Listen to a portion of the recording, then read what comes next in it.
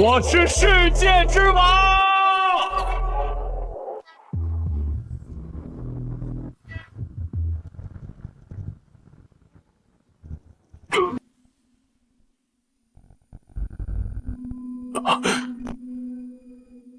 遭报应了吗？若有来世，我要做个好人。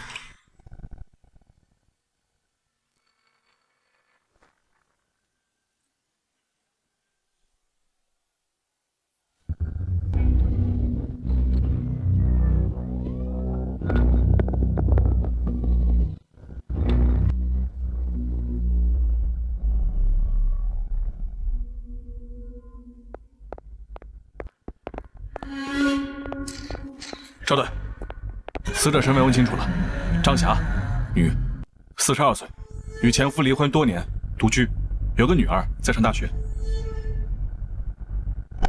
队长，逝者身中3刀，致命伤在颈侧。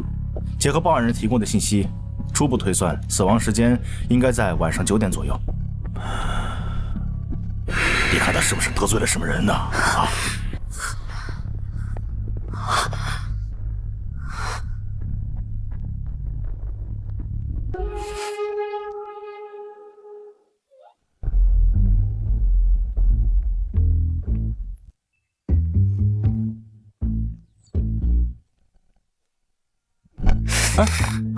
玩，外面出那么大事，你就知道玩游戏。哎，姐，你怎么回来了？不是加班吗？外面吵什么呢？你没听到尖叫声？隐约听到了。怎么了？隔壁出了凶杀案，死者是张阿姨。啊！小吴，你干嘛呢？队长，我马上来。小南，你锁好门，别乱走。我今晚加班，谁敲门你都别开啊。哦。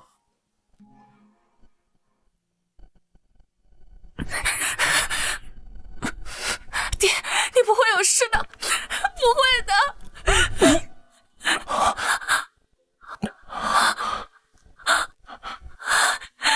爹，你醒了。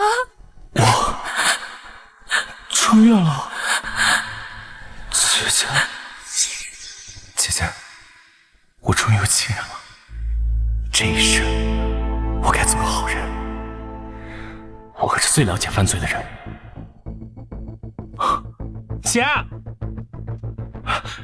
姐，我帮你破案啊！小屁孩，你懂个屁的破案！老实待着。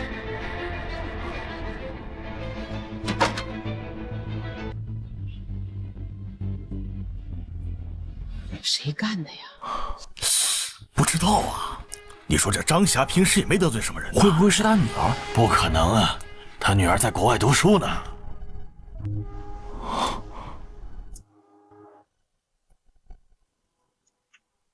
好冷啊！这是逝者的阴疾。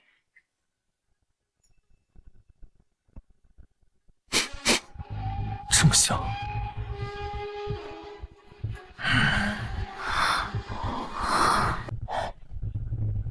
小南，你出来干嘛？里面死人了，快回去。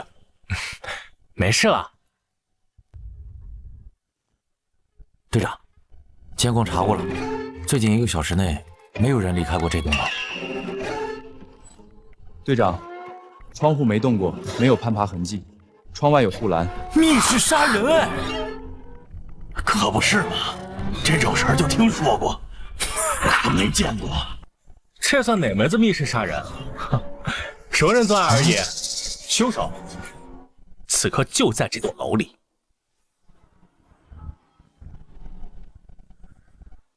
熟人作案而已，而且凶手此刻就在这栋楼里。可能是熟人作案，调查一下受害人邻里关系。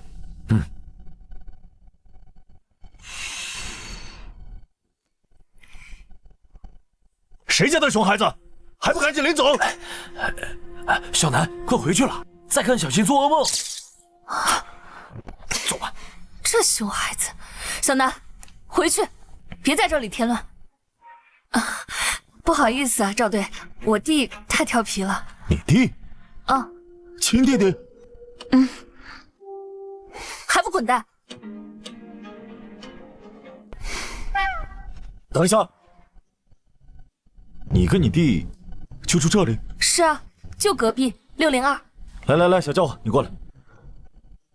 还不快点，别磨磨蹭蹭的。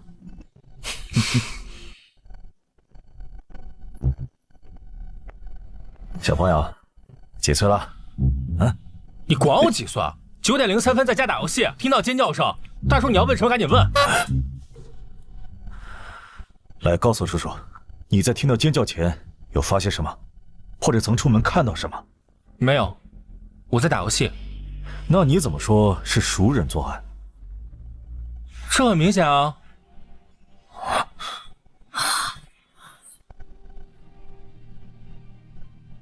你爱听不听？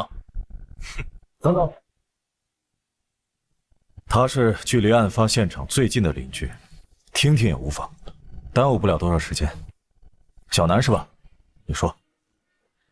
首先可以确认，从案发到现在没有人离开过这栋楼，窗户有护栏，也查过的。其次，从现场痕迹来看，张阿姨死前挣扎过，但她倒在沙发旁，距离门口有一段距离，尸体并无移动痕迹。此种情况极有可能是张阿姨主动给凶手开门，符合熟人作案。还有，尸体旁那把刀是凶器吧？刀我见过，就是张阿姨家的水果刀。也就是说，凶手并没有提前准备凶器，并非蓄谋已久。再者，从现场痕迹来看，凶手不为财。综上所述，熟人作案可能性极大，而且是冲动之下的激情犯罪。等，现场被翻得乱七八糟，明显丢失了不少财物，具体多少还得等死者家属赶来才能核对。凶手不为财，你小子怎么睁眼说瞎话呀？赵队，让这小子赶紧走，别听他胡咧咧了。小吴，管好你弟弟。第一，现场虽有翻找财物痕迹，但从痕迹来看，极有可能是凶手为了误导警方而有意为之。第二，案发于9点前后或更早，这个时间多数人都还没睡下，没有哪个小偷会在这个时间上门盗窃被发现行凶，不都是后半夜吗？第三，最重要的一点，戒指。戒指？什么戒指？张阿姨手上的金戒指。如果凶手是为财，怎么会忽略这枚明晃晃的戒指？你听懂了我在说什么吧？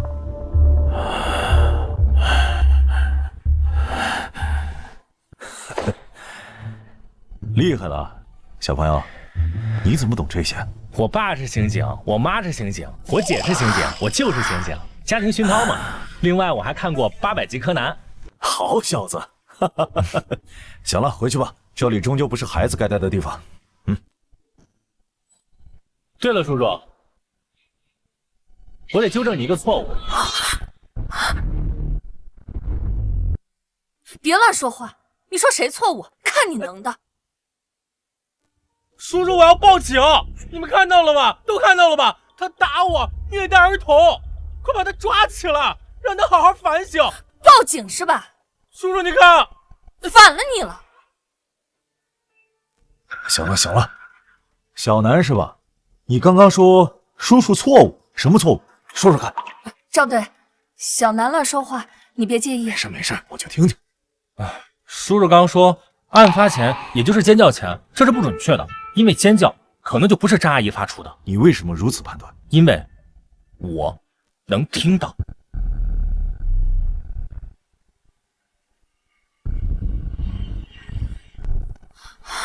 行了，快回去了。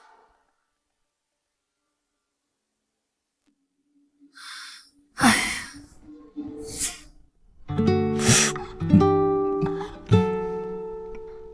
小南，你天天吃泡面，屋里都什么味儿了？也不知道通通风。姐，你回来了。小南，我去补一觉，晚上7点叫我，别忘了。知道了，姐。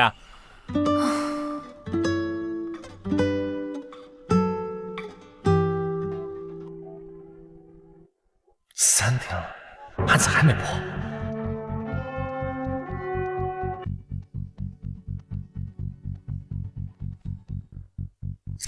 张霞，女，42岁，洪城人，工厂质检员，案发当日休假在家，死亡时间约夜里9点，身中3刀，致命伤在脖颈动脉处。为人和善，并未与人结怨。女儿在上大学，前夫王洪刚虽多年来一直骚扰张霞，案发时并不在滨城，且3个月未与被害人通话，已排除作案嫌疑。凶器常被发现指纹，门口地面脚印复杂，皆来自于张霞与多名邻居。这个案子明明并不复杂，怎么给调查成密室案了？根据1楼周大爷笔录，大约在晚上9点听到尖叫声。根据2楼李姐笔录，晚上8点10分左右听到楼上有争吵声。根据3楼王哥笔录，晚上8点30分左右听到楼上有重物落地的声音。凶手应该就是他。姐，出来！姐，我找到凶手了！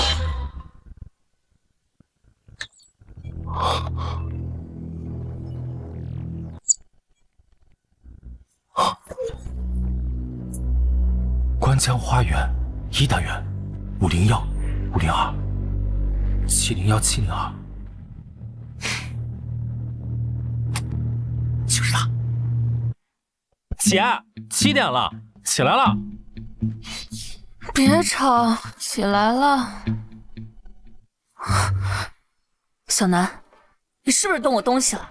是啊，姐，我看了前几天张阿姨案子的档案。谁让你乱动的？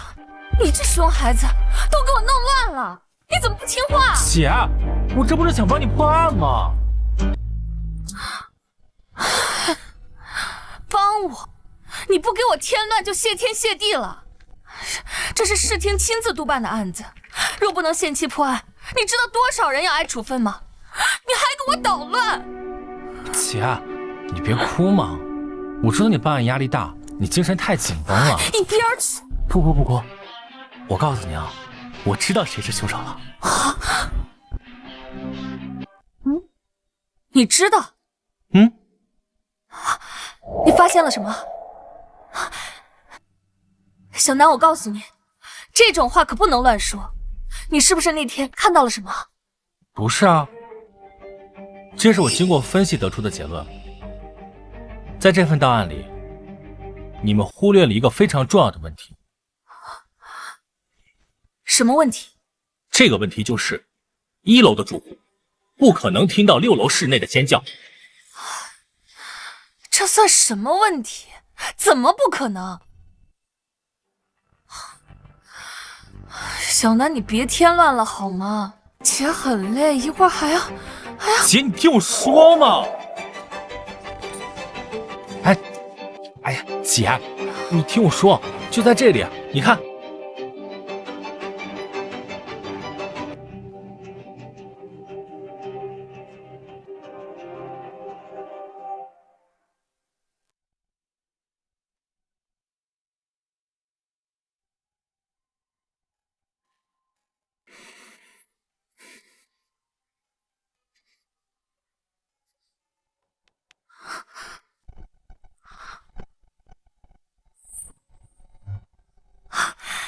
队长，你们来了。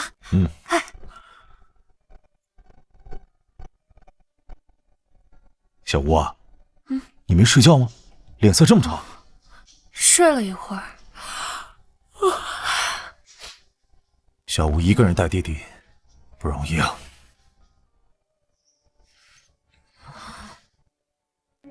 你电话里不是说有重大线索吗？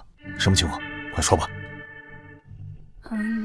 那个是这样，刚刚我弟说，案发当日那声尖叫如果是6楼室内里发出，1楼住户不可能听到，而按照1楼笔录，却是听到了，还非常清楚。这一点不是在昨天会议上讨论过了吗？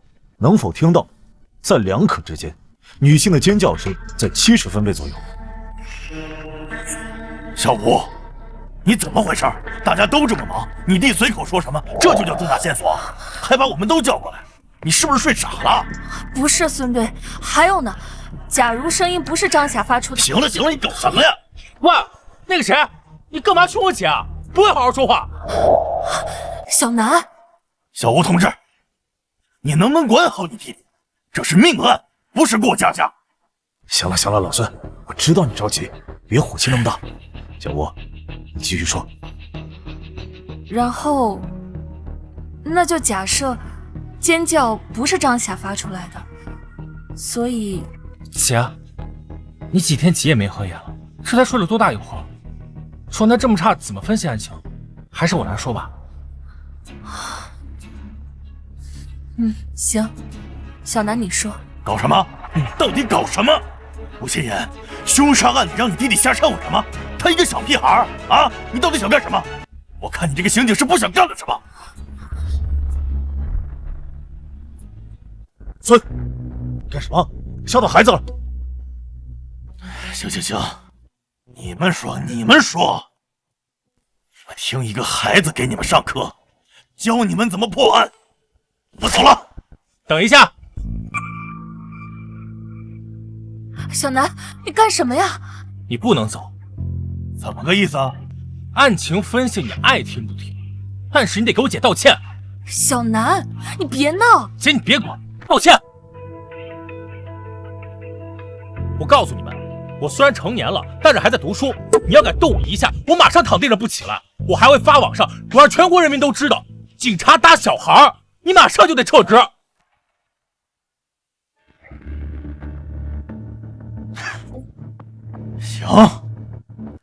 行，吴心言同志，我算是见识了，你们家里真厉害啊！这就是你的重大线索，够了吧？孙，你别吓到孩子。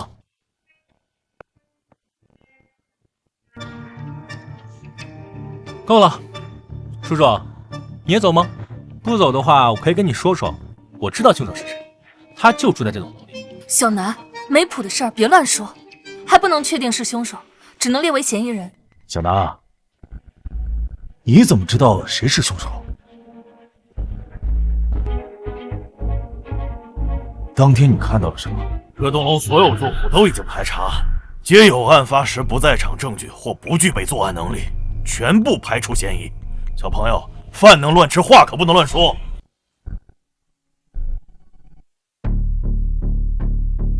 首先，1楼绝不可能听到尖叫声。你们认为的两可之间，这是一个极其严重的错判，误导了你们的调查方向。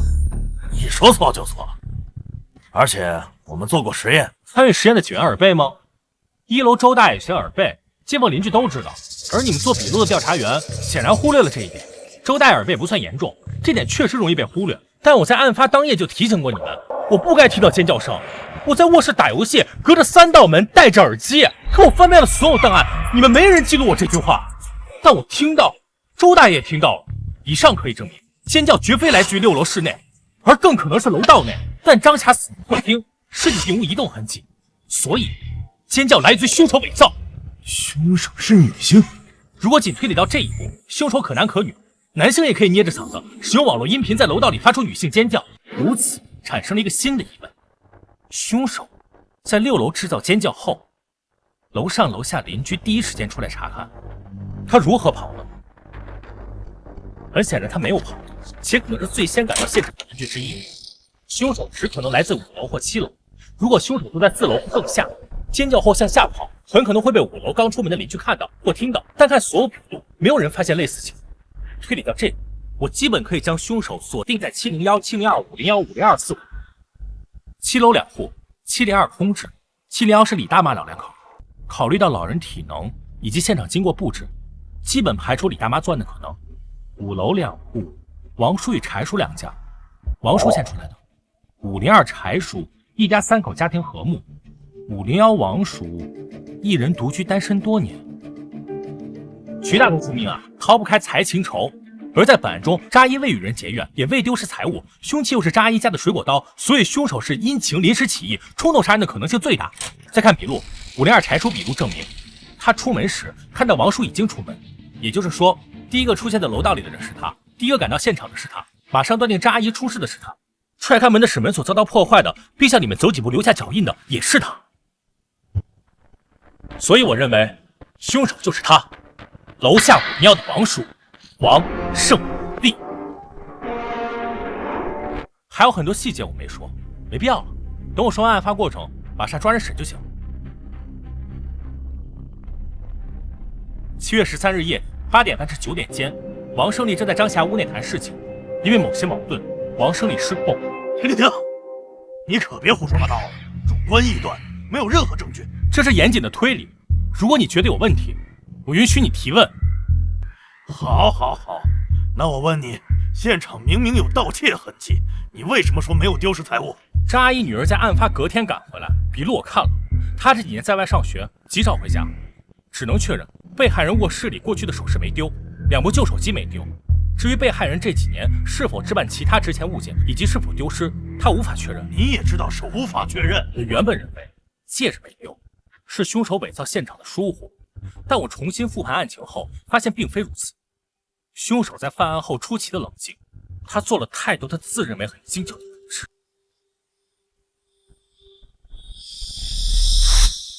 是凶手调低空调温度，以减缓血液凝固速度。凶手还擦掉了刀上的指纹、空调遥控器指纹、柜子前的脚印，因此他不是疏忽，而是故意的什么都没拿走。这假象他认为也是合理的。入室盗窃，还未找到值钱物件，被发现，杀人慌忙逃走。结合被害人女儿的笔录，我认为就是什么都没丢，因为他不拿。你可真有想象力。还有问题吗？有。我再问你，如果真按你所说，一个普通人冲动杀人，他怎么可能如此冷静？他怎么可能想到如何布置，甚至误导警方？谁跟你说王胜利是普通人？什么意思？要不咱打个赌吧？啊！王胜利是凶手？你真当这是过家家？王胜利一定是凶手，没什么好赌。那你扯什么？我认为王胜利过去杀过人，身上还背着笔，信吗？啊？什么？他过去杀过人？小南，你又乱说话！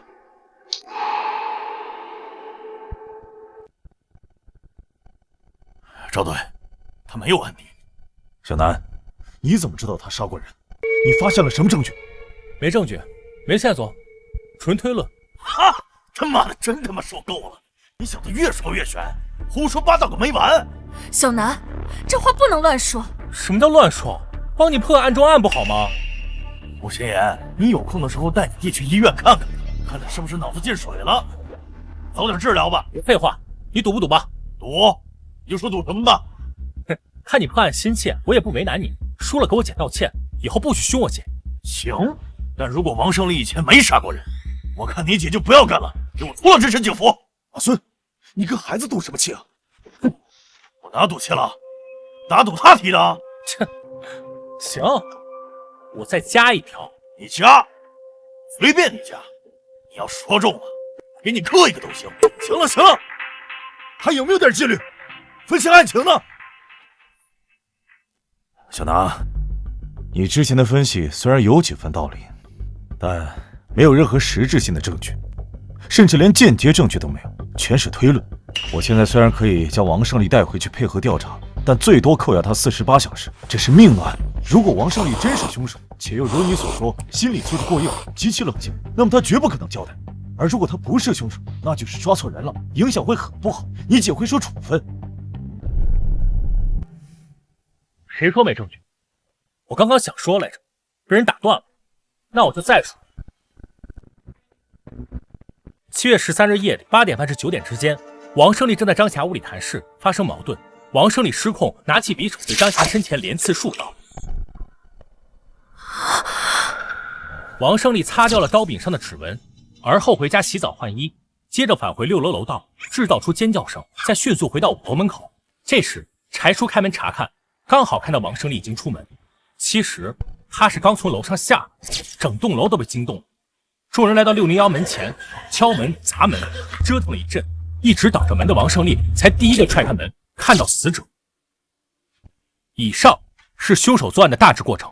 间接证据，根据被害人的伤口位置与出血量，凶手身上必被泵溅上血，他需洗澡换衣，且对衣物反复冲洗。案发后这3天，他也一定反复冲洗过浴室。可查一下他家用水量情况。证据2，可对凶手家浴室进行卢米诺测试。哪怕凶手反复清洗过浴室，血液被稀释到100万分之一，卢米诺测试依旧会有效。证据3，王胜利40多岁，重度烟瘾，嗓音沙哑的，哪怕捏着嗓子，恐怕也很难模仿出女性尖叫。所以我认为，他是依靠电子设备制造的尖叫。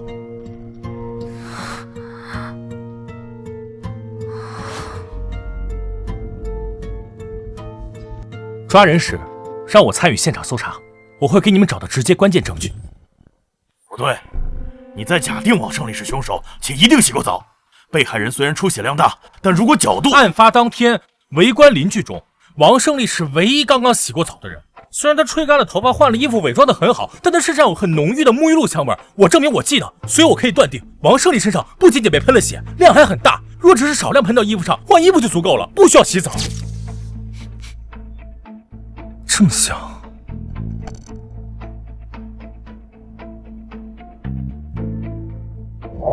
还有问题吗？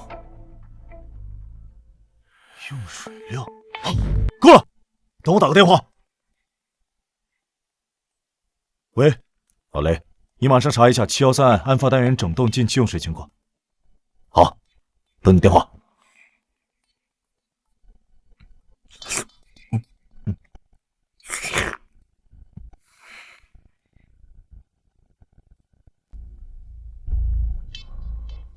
喂，老雷，用水量最大的是哪一户？501是吧？案发前呢？有是吧？最近几天用水量极大是吧？好，够了。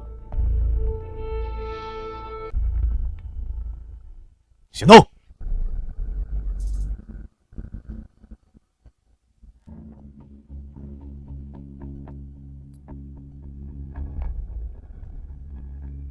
啊？谁啊？王叔，是我。小南啊，咋的了？你等一下。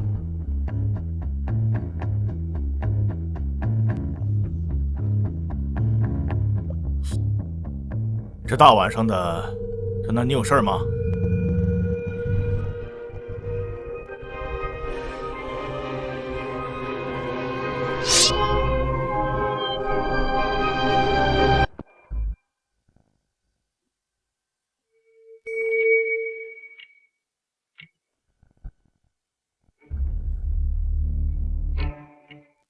别动，老实点，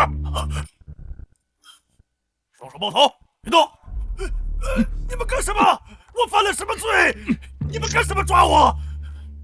我怀疑你与张霞死亡案有关。老实点，开始吧。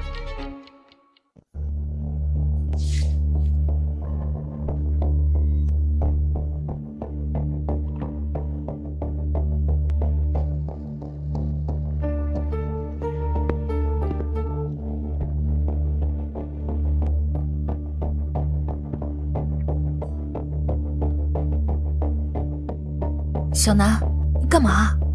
恢复数据。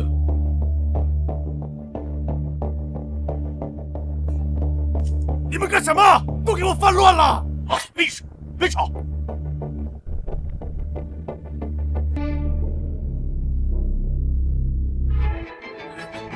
队长，快来看！怎么了？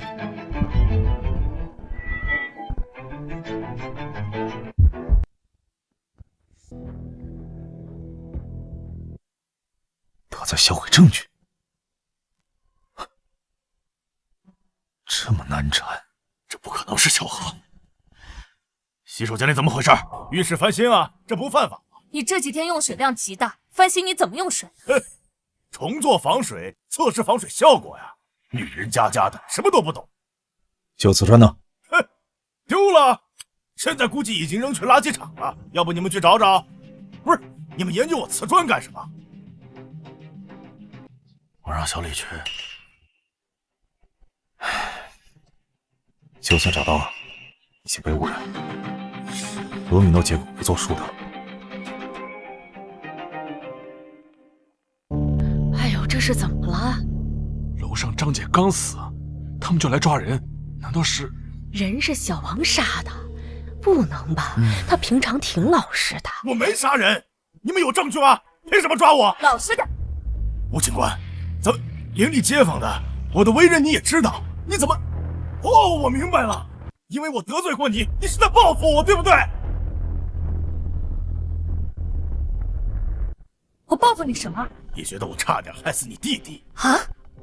你总加班忙，不就那天你拜托我帮你去接你弟放学，我没答应吗？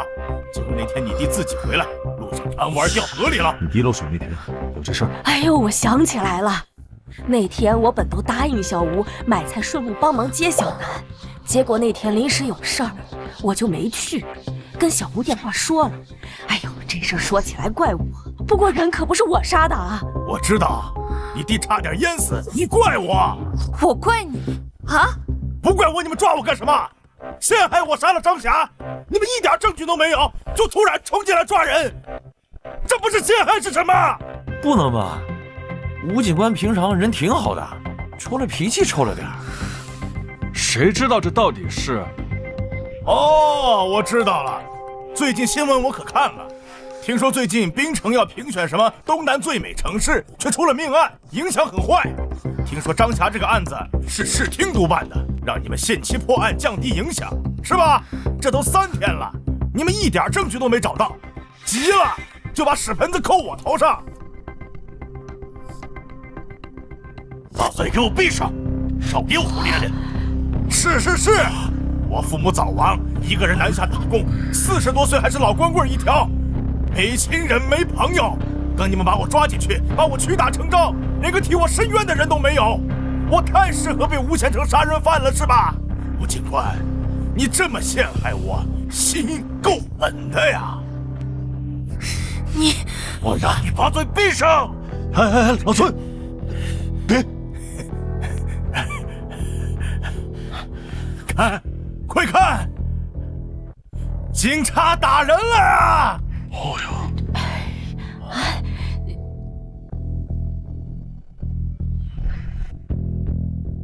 小王平常沉默寡言的，都不爱跟人说话，今天竟然这么能说，这可是掉脑袋的罪，谁被诬陷了谁不急啊？你干什么？侦办现场禁止拍摄。没什么。凭什么不让拍？警察打人不让拍啊？谁打你了？啊！他刚刚要打我，都看到了，现在不认了是吧？各位街坊邻居，你们可千万别走啊！你们走了，他们肯定打我。没有证据，他们也会伪造证据。放心吧，小王，我们不走。王哥，我们看着呢。人不是我杀的，我不会认。就算你们把我抓进去，最多也只能扣押我48小时。到时候我要是没出来，各位邻居，你们帮我给电视台打个电话呀，让全市人民都好好看看警察是怎么陷害我的，陷害我，陷害我！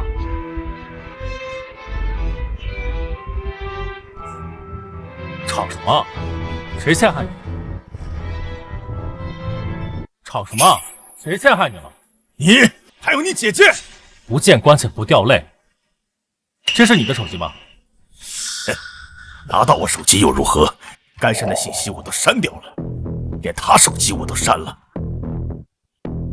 是啊，是我手机咋了？这年头谁还没个手机啊？吴楠，你落水跟我一点关系都没有，你记恨我干什么？还帮警察骗我开门？你小小年纪竟然如此狠毒！我狠毒？那行，我今天就发善心，我给你个机会，只要你现在主动承认杀了张霞，并交代犯罪过程，算你自首，怎么样？我操！我没杀人，我自什么首？你露怯了？什么？是他宁？你果然杀过人！你胡说什么？你东躲西藏这么多年，想必熟读法律，你很清楚，你是一时冲动杀人，激情犯罪，配合自首情节是判不了死刑的。死缓减无期，实际服刑时间不得少于原判刑期的1/2。也就是说，如果你自首，再有什么重大立功表现减刑，你最快15年就能出来。自首吗？自首？嫌疑人没有第一时间反驳。小南跟他说了什么？声音太低，没听清。其实你很清楚，我们已经盯上你了，你逃不掉的。就算你48小时不交代，你与张霞的过往一定会被查出的，只是需要更多时间。但你还心存侥幸，死不承认，因为害怕你过去的事被翻出来。大家都简单点，你自己交代，数罪并罚，下辈子做个好人。我听不懂你在说什么。哼，不见棺材不掉泪，那我送你上路。你没有证据，你没有证据。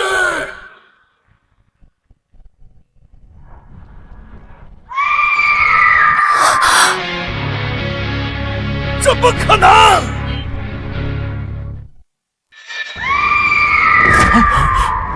这是张霞的声音，听起来有点怪，但这就是那天晚上的尖叫声。对，就是这个声音，就是这声音。不可能！我删掉了，我删掉了。哦，你删掉了？那晚上声音是王哥搞出来的，他搞这个干什么？你承认这是你制造的声音了？不可能的，我删掉了，我明明删掉了。想要彻底删掉一个文件，需要文件重复写入覆盖掉原有文件。你删掉的只是文件索引，文件可恢复。你显然不懂存储的基本知识。具体聊天内容涉及到张阿姨隐私，我就不读了。不过我还看到了你最近2年来通过这款软件搭讪过很多离异女性，并提出无理要求，要我读的吗？别！我杀他！是我杀他！是我杀他！姐，带走！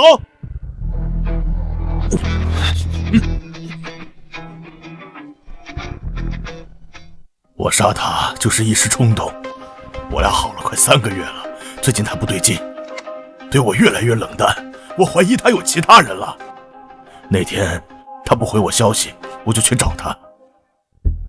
谁啊？我。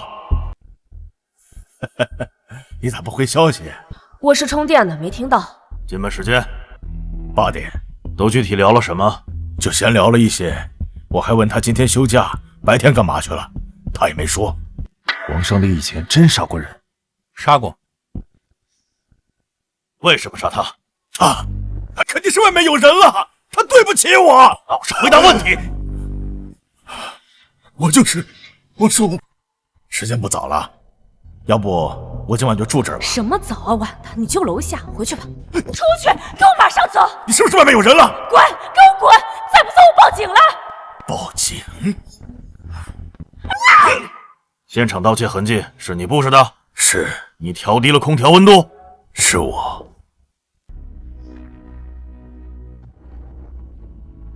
结束了，都结束了。还没呢，王胜利，你还有什么要主动交代的？比如你以前做过什么案，或者说你以前杀过人吗？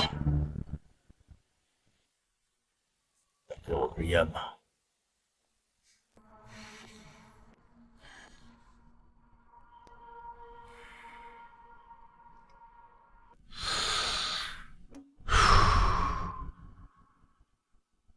王胜利，回答问题，你以前杀过人吗？我没杀过。张霞是我杀的，我承认了。至于其他的，我没什么好交代的。哼！王胜利，我警告你，不要负隅顽抗。有本事你们去查呀！啊！王胜利，你犯下的罪已经足以判以死刑。是啊。我都给我拍墙壁了，我还有什么好怕的？你这个时候耍无赖没有任何意义。你们不是急着破案，案子已经破了呀，还不赶紧把我送去判决墙壁？你们还折腾什么呀？不会吧？你们警察还真是正义的化身，怀疑我以前还杀过人，就一定要查清楚。据我所知，只要我身上还有案子没查清，你们就一直关注啊，命还长着呢。小南，你说他以前杀过人，有几分把握？10分。我去审吧。赵队，听说你们找到证据了。小赵，审讯的怎么样？嫌疑人已经交代，对犯罪事实供认不讳。赵队，这孩子怎么又在？之前在调查现场，这孩子就在乱动嫌疑人东西。我不好。小赵，这是吴希言的弟弟吴楠，署长你也知道他们家里情况。哦，我知道。父母因公殉职后，就剩他们姐弟俩了。对，是怪难的。小吴也忙，以后这孩子要来署里就来，没地方写作业就去会客室，纪律就是纪律。这边是办案区，不是孩子该来的地方。署长，实际上这个案子能破。署长，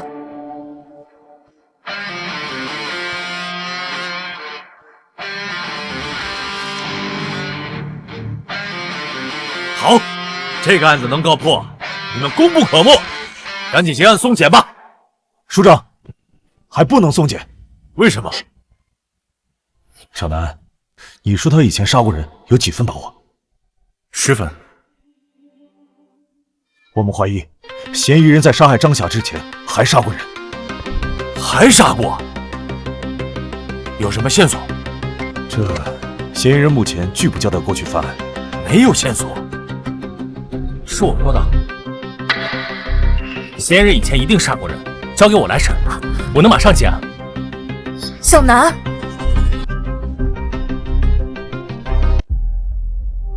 你这不胡闹吗？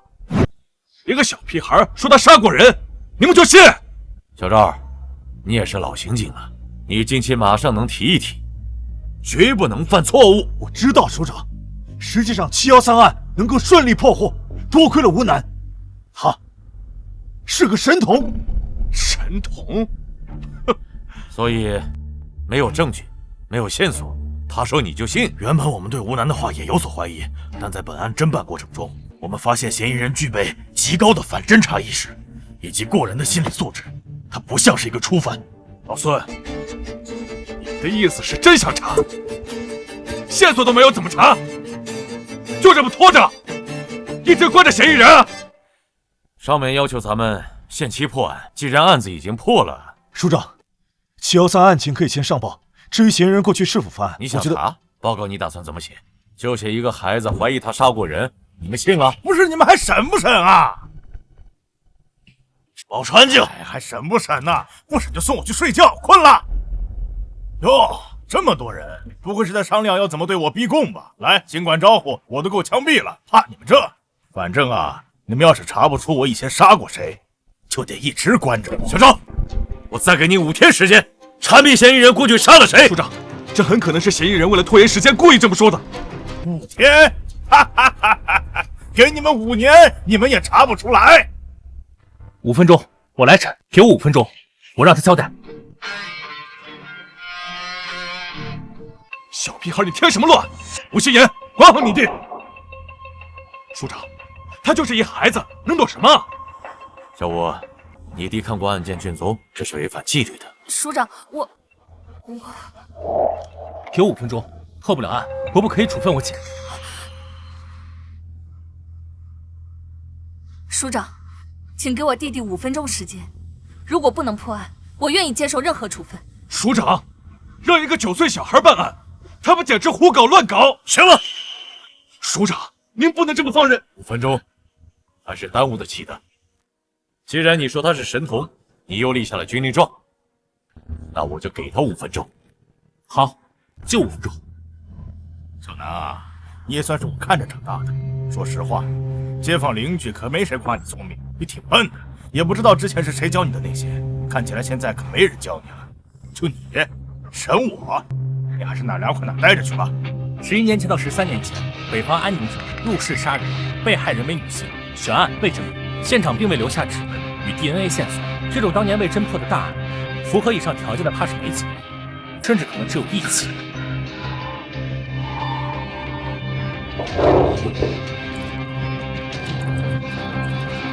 知道，直接告诉你答案，你肯定不服。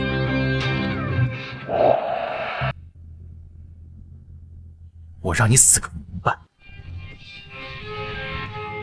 年纪不大，好大的口气！在杀害张霞后，你伪造现场回家清洗，又通过制造尖叫让警方误判了张霞的被害时间。你利用这个时间差，假装上网留下电脑浏览记录，给自己制造了不在场证明。我说的对吧？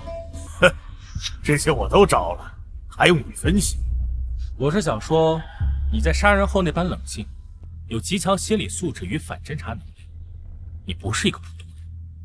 这只有2种可能：第一，你是个疯子，一个内心扭曲的变态，熟读法律，钻研犯罪；第二，你杀过人。你怎么知道我是个变态？你搬来10年，如果你真是一个变态，你不可能忍到今天。都是你的胡乱猜测。你知道你最大的破绽是什么？第一，直接逃走太明显，住得那么近，谁在张霞被害后失踪，谁就是凶手。第二，你不想破坏自己如今安定的生活。根据你的第一次笔录，你是北方普林省人，父母双亡，10几岁被远走他乡，来到南部，辗转多地打工。10年前定居于滨城，靠打零工过活，很少社交，未婚未育。其他邻居的笔录里关于你的部分也提到了，你性格内向，沉默寡言，甚至可以说是孤僻。但如此能说会道，你真的是孤僻吗？逃了10多年，伪装的心。你自述没有任何亲人朋友，也就没有人能证明你的过去。本市定居10年来，你拒绝社交，跟谁都不熟。反侦查意识不是与生俱来的，你必然看过大量相关书籍，或许你自己都没有意识到，你身上的味道有多重。什么味道？逃犯的味道。你这种人，如果不怀疑你还好，一旦盯上你，实际上你处处都是破绽。你过去10年给人留下的印象完美符合一个逃亡者、潜逃者特征，而你在本案侦办过程中的表现，也证明了你过去10年是在伪装。杀人后的冷静，强大的反侦查意识，性格的伪装，拒绝社交，隐藏自身，单一条件或许说明不了什么，但若汇聚到一起，不知道你身上味道有多重吗？10年来，你每日惶惶不安，每一次警笛声路过都让你恐惧。你活在焦虑里，烟瘾很重，你总是换工作，不敢与任何人深交，你害怕别人了解你，甚至你现在这个王胜利的身份都可能是冒名的，而你却又住在刑警家楼下。你想灯下黑，你想要掌握本地警方的第一手动向。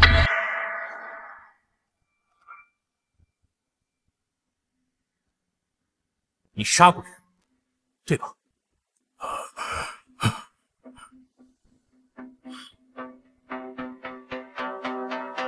杀过。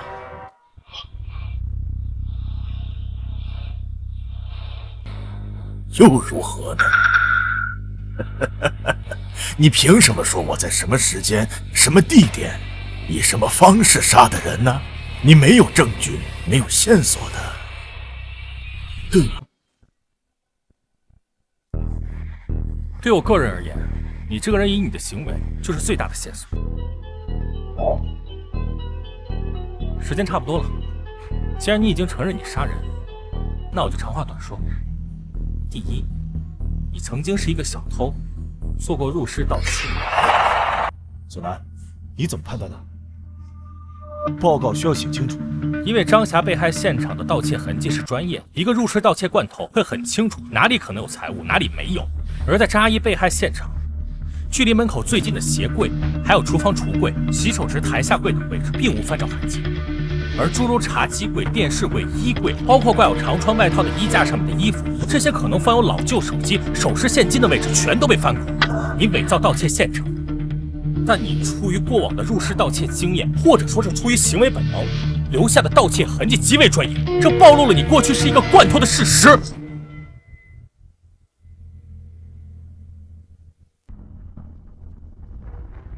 第二，王胜利自称来自北部3省之一的普林省，10几岁离家，距今30年。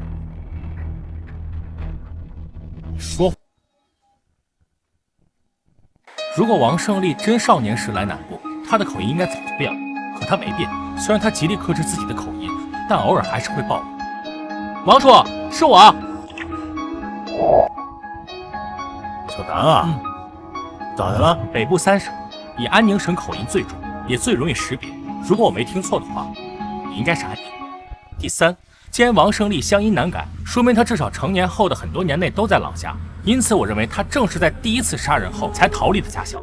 第四，王胜利身高163，身材瘦小，他杀害的若是一个成年男性，且自身没有暴露，此情况难度过高，因此我倾向于他杀害的是女性。第五，人是有行为惯性的。王胜利在杀害张霞后，身旁的张霞的尸体，他却能够从容的清理痕迹、伪造现场，甚至包括他想到了要把现场布置成入室盗窃这一点。我认为王胜利在冲动杀人后能有如此高的执行力，与他过去经历过的相似场景有关。第六，一个人在杀人后，往往会东躲西藏一段时间，关注一下案情进展，而后找个地方安定下来。王胜利是10年前来滨市的，这是他最后的目的。这10年也说明了，王胜利不是一个爱换地方居住的人。不然应该紧盯你。因此，我认为他上次作案时间应该是在11年前到13年前之间。综上所述，时间11年到13年之前，地点安宁省，案件类型入室盗窃，被屋主发现后误而杀人，被害人大概率为女性。因王胜利此前态度嚣张，声称5年也破不了案，可判断现场应该没有留下 DNA、指纹等直接性证据，所以他才如此自信。姐，符合以上所有特征的资料找到了吗？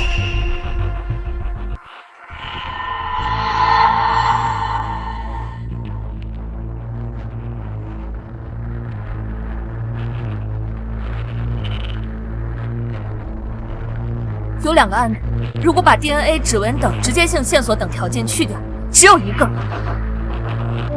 12年前，安宁省会凤阳市616灭门惨案，被害人是一名成年女性与2名婴儿。你们没有证据，都是推理，没有证据。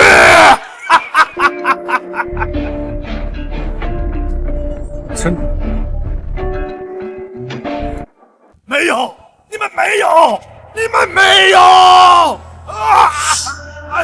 老实点，坐好。没有证据的，我跟那个案子没有任何关系。如果没有证据，那你在害怕什么？确实，应该没有 DNA 或指纹证据，但也只是没有这种直接性的证据。你躲在滨城10年，惶惶不肯终日，你到底在怕什么？是有证据的对，一起凶杀案至少要调查半年以上，所有线索全断了，无法继续追查，才会暂时搁置。期间会有成百上千的人被排查，庞大的调查信息里会有很多佐证，很多间接证据。只是因为当初你是随机作案，从未被列为嫌疑人，没在你身上核对，才让你暂时的逃脱法网。而现在，我们已经将你与616案联系在一起，逃不掉。组长，我提议马上向凤阳同胞申请调来616案全部档案，并请凤阳同胞派遣当年参与过此案调查的老同胞前来本市协助办案。同意。报告可以之后补。你现在马上给凤阳打电话。是。赵叔，等等。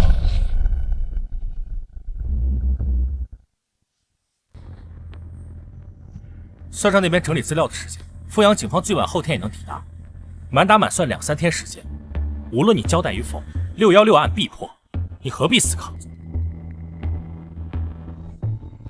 大家都很累，不是都简单？现在，我只需要你回答：616是你做的，是你做的吧？都到这一步了，你还不交代？616事件要是与你无关，你刚刚激动什么？说话！王胜利，你现在负隅顽抗没有任何意义。你是不服我吗？因为我年纪小，却抓到了你。其实这次有没有我，你都会被抓。你杀张霞可不是随便的动机，就算没有我，只需要多几天时间，也一定会查到你与张霞的关系。署长，这种死硬分子，交给我，我保证他今晚就开口，在凤阳警方抵达前，让他交代全部犯罪过程，可以直接结案。我都审得差不多了，轮得到你吗？退一万步说，也该是我姐来审。什么叫审得差不多了？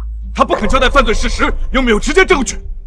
到时候就算凤阳警方来了，补充了证据链，连口供送检会极为麻烦，说不定还要拖多久。这种死硬分子必须攻破他心理防线。你姐才从警几年，他审得明白吗？照你这么说，那我还是学生，你觉得我审得明白吗？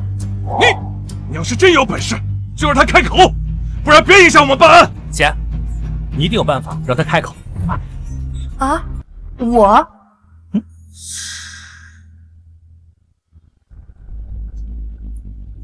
我年龄这么小，情书里的功劳也不可能给我，报纸谁能影响？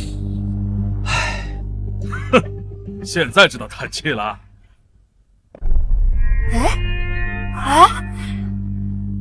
王胜利，我可以告诉你，是交易。对，交易，我可以跟你做个交易。只要你承认616事件是你做的，并如实交代过程，确认无误，我就可以告诉你，张霞被害当天为什么不接你电话，去做什么了。是张霞是否有其他男人，以及当天去做什么了？对，就是这个意思。其实这也不仅仅是交易，而是我非常想让你知道，干脆点。你承认作案，我可以告诉你答案；你交代犯罪过程，我可以给你看张霞的调查报告。你说了算，我同意。谢谢伯伯。现在我最后问你一遍：12年前发生于安宁凤阳的616事件，是你做的吗？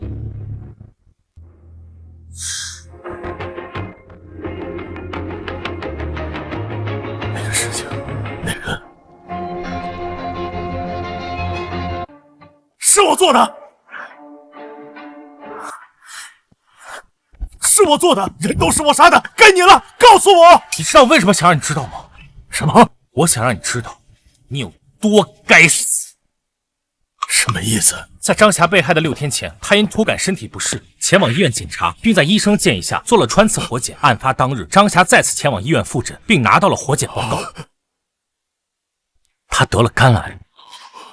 张霞没有你所认为的其他男人。根据张霞与闺蜜的聊天记录，张霞在得知自己生病后，首先想到的是女儿之后的学费，然后才是自己治病。她很缺钱，她也知道你这10年生活低调，有一些积蓄，但她却从未想过让你出钱。她确实是想跟你分手，但她不想拖累你，而你却杀了她。你可真该死！张霞的报告，如果你还有兴趣的话，可以给你看。先老实交代犯罪过程吧。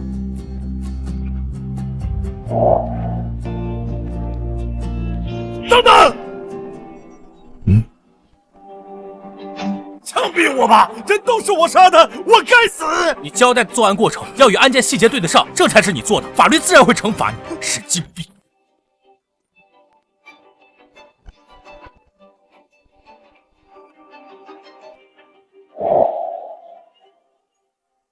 小南是吧？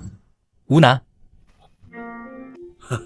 楚阔海楚伯伯好。哎，好，真是神童啊！哪里有什么神童，还不是我姐教的好，离不开我姐对我的耳濡目染。我明白，明白，也是，你还是个孩子，无论是对上面还是对大众，都不好把你写到凶杀案的报告里。你代表你姐侦破此案，那这2个案子的首功自然是她的。放心吧。楚伯伯，那有奖金吗？我想换台电脑。有啊，713案能迅速侦破，署里自然会嘉奖。另外，616案既然当年没有侦破，肯定会向社会征集线索，应该会有几万块奖金。署长，案子不是小吴破的，他本就是走后门才被调入总队的，能力不足，手供给他恐怕难以服众啊，引起更多非议啊。有病就去看，没事老嚼什么舌头。小鬼，你骂谁啊？我没骂人啊。你说谁有病？你啊，嘴唇发紫，口呼吸撞胸，偶尔咳嗽。我真心建议你去医院看看，病得不轻，再晚说不定就来不及了。你这孩子，你还有没有教养？到底是谁没有教养？说谁走后门呢？一把年纪了还妒贤技能、争功夺利的。你什么你？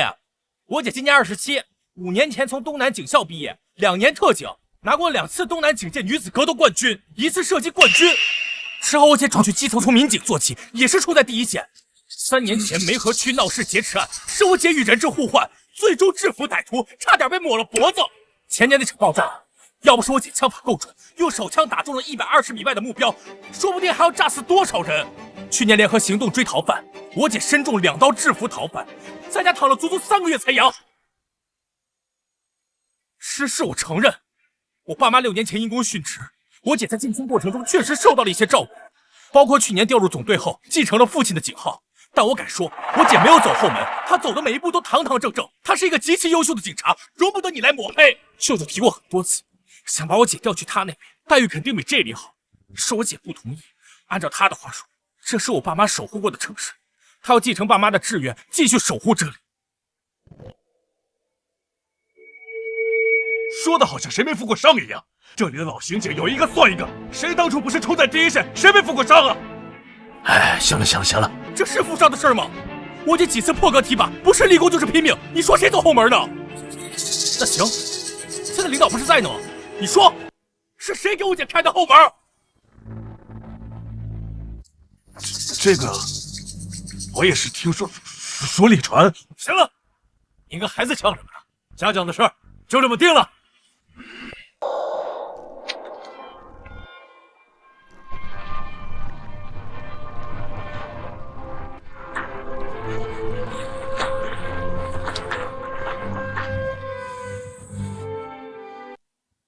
小吴辛苦。追凶击恶，刑警使命，不行。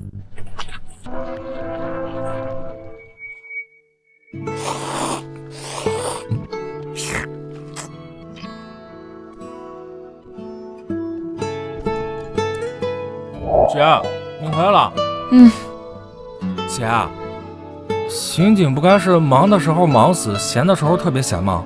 这才破了大案，你就休息了一天，又开始没日没夜的忙。清理积案专项行动，所有人都在加班。小南别吵，我要睡觉。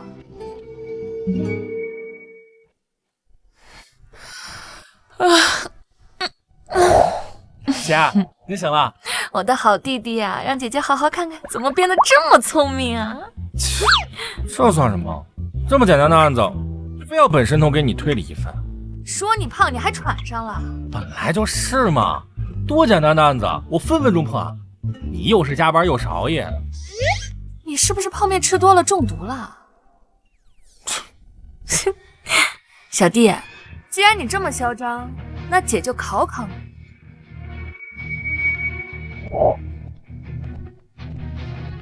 来，你给我分分钟破掉这个案子，让我看看。去年12月的案子，到现在都大半年了，居然还没查出结果。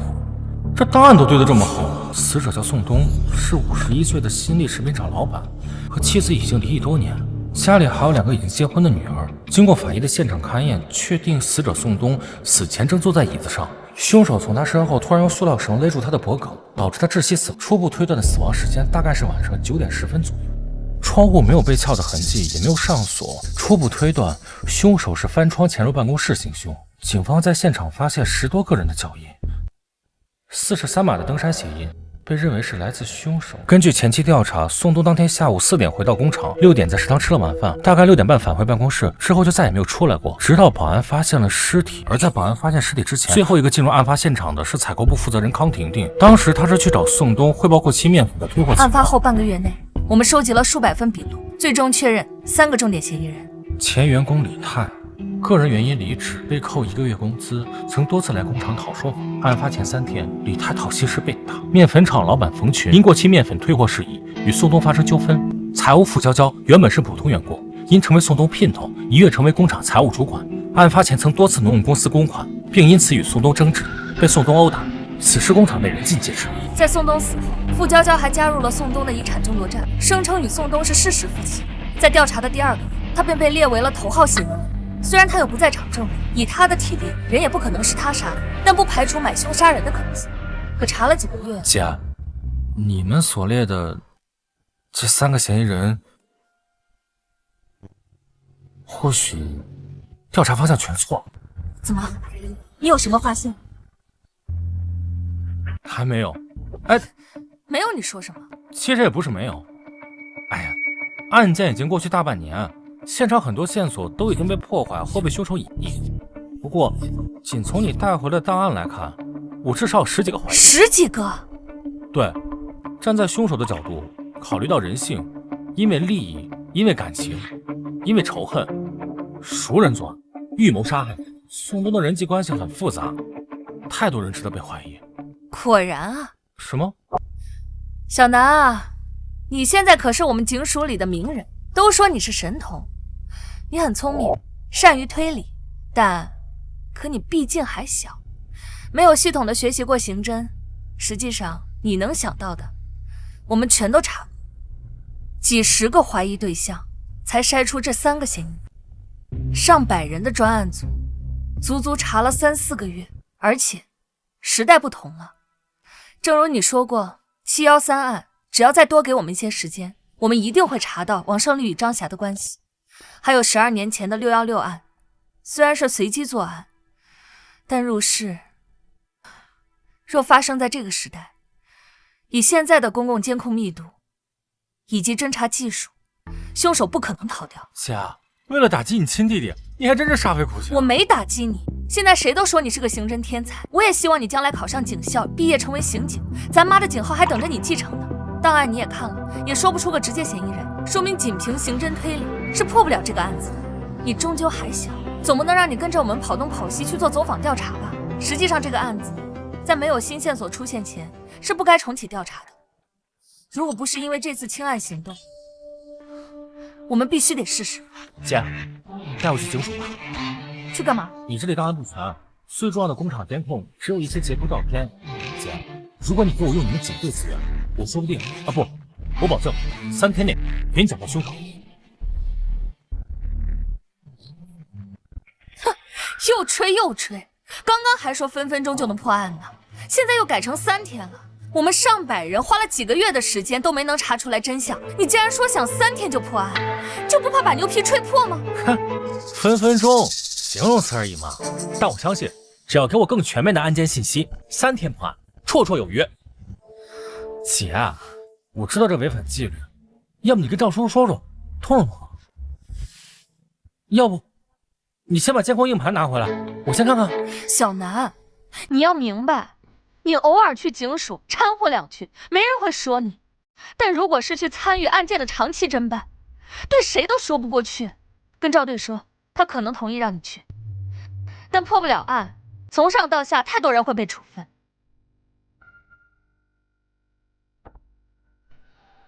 孙队，你怎么来了？小南在家吧？我来看看我们的小英雄。怎么，还生叔叔气呢？叔叔给你道歉好不好？你可真是我们的小英雄哟！这次能破案，多亏了你。小南，你干嘛呢？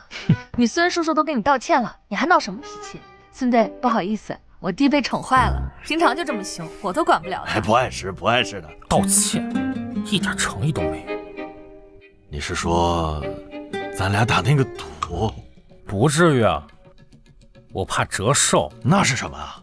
啊，我听你说了，等奖金下来，你想买个新电脑是吧？这样，叔叔给你买。你说你想要什么？可别，我们家里虽然不富裕，但电脑还是买得起。小南，你别太过分。哎，没事没事。小南啊，那你有什么要求，你尽管说，叔叔保证给你安排的明明白白。我要去警署。去警署干什么？破案。破案？1213案？这个案子难呐。其实这个案子可能没你们想的那么复杂，或许我此刻心里的头号嫌疑人就是真正的凶手。让我用警队资源，3天，我只要3天，我一定破案。3天？对，3天。这个类型的案件是100%的熟人作案，不存在随机作案的可能，我一定查得到。行，走走走，现在就去队里。孙队，这行吗？小南他……放心，老赵那边我来说。我不是这个意思，你们是会受处分的，孙队。小吴啊，我们刑警使命是为了保护公民，打击犯罪，破案是我们的第一要务。在以往的案件侦破中，我们也曾接受有能力的社会人士帮助，比如前几年的毒虫案。如果不是曼河大学生物教授的帮助，我们根本破不了案。小南虽然还小，但他的能力是有目共睹的嘛。就这么决定了，跟我走，出事我扛着。孙叔有魄力。嘿，你小子肯叫我输了是吧？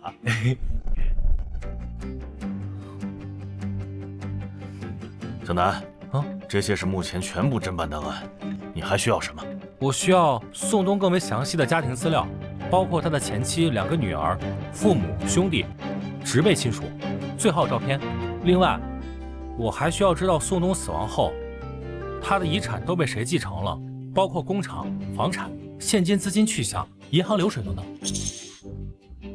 孙叔，咋了？小南，你现在已经开始指挥补充侦查了，你是不是真的发现了什么？一些吧，说了你也不信。行，小陈、小张，你们来一下，补充侦查任务。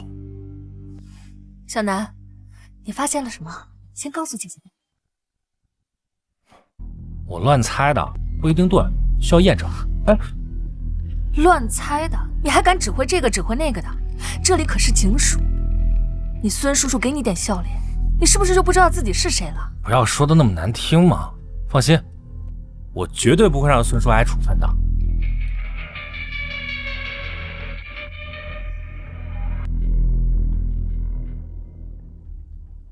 小南， 30倍快进，打得跟 PPT 一样。你这是在看什么？看人啊！人？这食品厂可是有200多号员工，每天人来人往，12个场景监控，你30倍快进能看出什么啊？首先，这12个都是广角监控，都覆盖范围极大。按照正常人的步行速度，出现在监控里后，半分钟内走不出去，所以我不会错过出现在监控里的任何一个人。其次，我是神童，我都记得住。当初我们可是安排了3个人，将案发前7天的所有监控全都完完整整的看了一遍，并没有找到嫌犯的任何线索。我找到了。找到什么了？案发前2天，午休的时间到处都是人。小南，你看出什么了？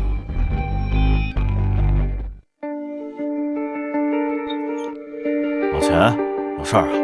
出来说。你怎么回事？又让他来队里，还让他指挥起来了。老钱，你什么意思？简直胡闹！你喊什么呀？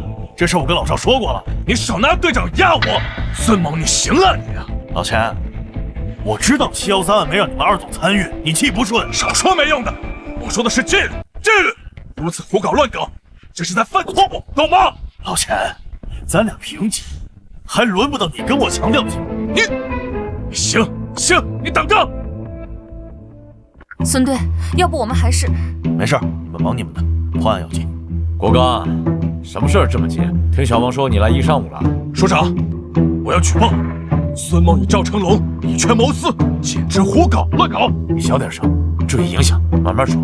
署长，那个1213案现在重启调查，孙某他不出走访找线索，反而又把吴心言他那个弟弟找来了，整个重案一组让一个孩子指挥的团团转，这不胡闹吗？吴楠？对，就是他。现在局里把他传得神乎其神，说713案是他一个人破的，把其他一线干警的功劳都抹杀了。署长，你在上次会议上一再强调纪律，孙某完全无视您的话，已经开始乱搞。他为了功劳已经快失心疯了。行了，国刚，你也不用那么激动，你去吧，这件事我会处理。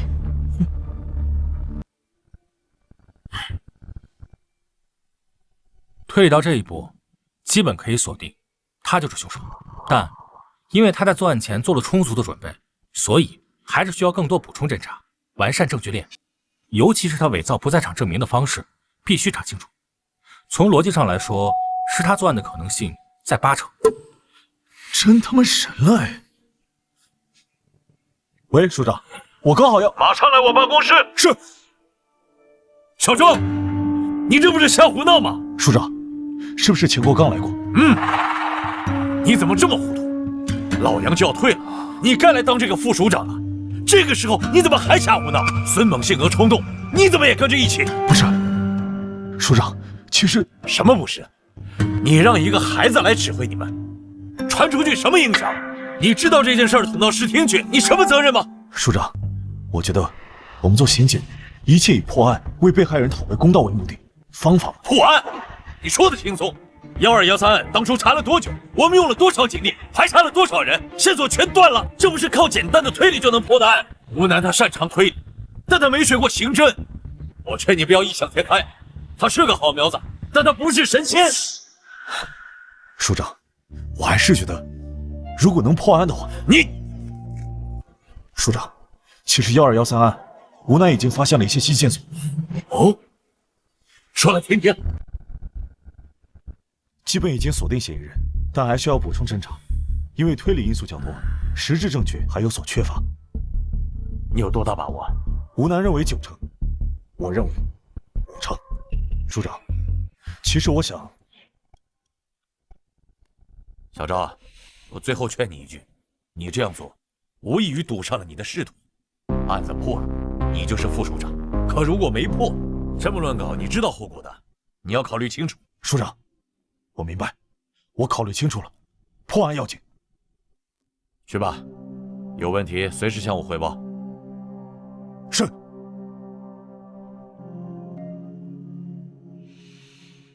听说了吗？那个1213案没有新线索，还要限期破案，拿什么破啊？给我调查嫌疑人案发后到现在的资产变化，我还需要他的通讯记录、各大社交软件聊天记录。嫌疑人更加详细的背景资料、人际关系，主要是他弟弟的资料，全部都要。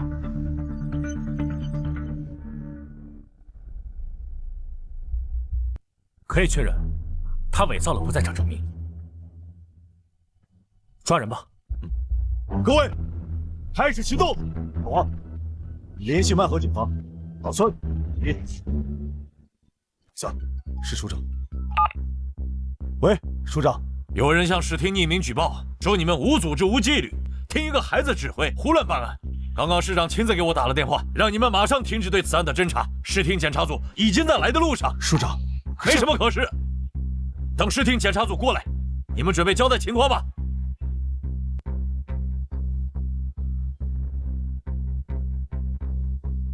老赵，怎么了？有人匿名举报，市厅来电话，让我们马上停止办案。检查组马上就来。啊！他娘的，谁举报的？这个时候添什么乱？赵叔，检查组什么时候来？一会儿吧，估计中午之前。那来得及，我们准备一下，我来搞定检查组。你？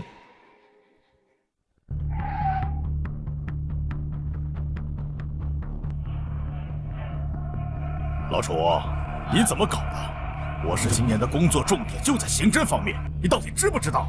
何市长，其实这件事也不是……哎，我们进去说。简直无组织无纪律！赵成龙呢？你马上让他来见我。是，我马上叫他过来跟您汇报。您先。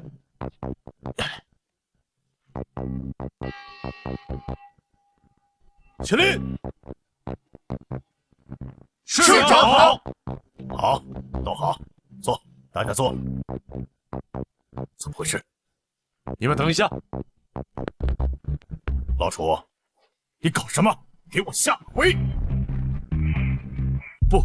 不是啊，这何市长，我实话说了吧，现在案件有进展，那个小孩破了713案，是有能力的。其实也不是赵成龙糊涂，而且我也不能把他怎么样。而且案子如果破了，是吧？胡闹，简直胡闹！何市长，警员们都等着呢，来都来了，您看要不先……小赵，你出来一下。市长，小赵，你怎么回事？市长，关于1213案，我们已经有突破性进展，可以马上向你汇报。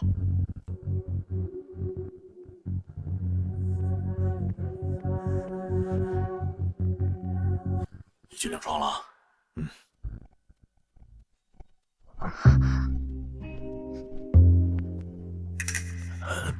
你还指？各位叔叔阿姨、哥哥姐姐还有伯伯，你们好，我叫吴楠。下面就由我向大家讲解针对1213凶杀案的分析推理过程以及结果，开始吧。大家请看，这是1213凶杀案死者宋东的人脉关系。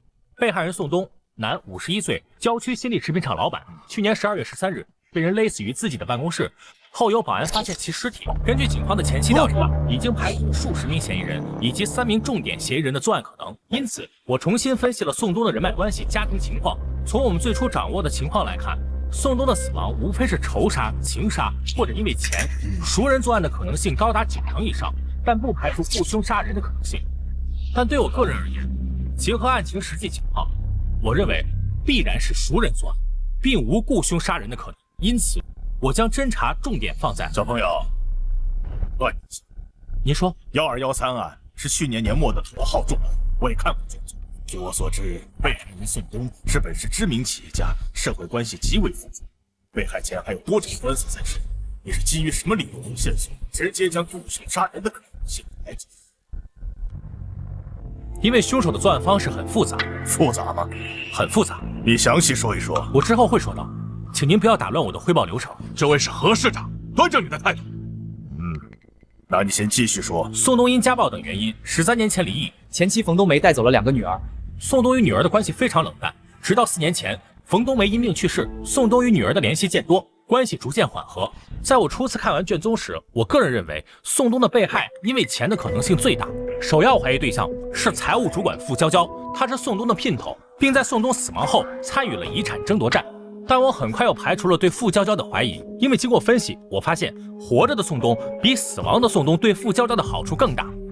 事实也确实如此，傅娇娇还没有嫁给宋东，打官司也没有拿到任何遗产。因此，我转移了分析重点，将注意力放在了宋冬的家庭上。他有2个关系不怎么好的女儿。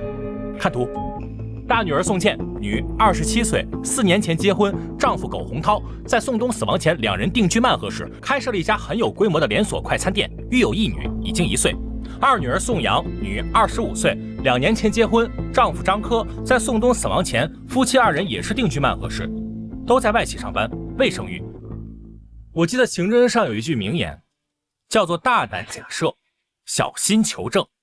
我怀疑宋冬的死与他2个亲生女儿有直接关系。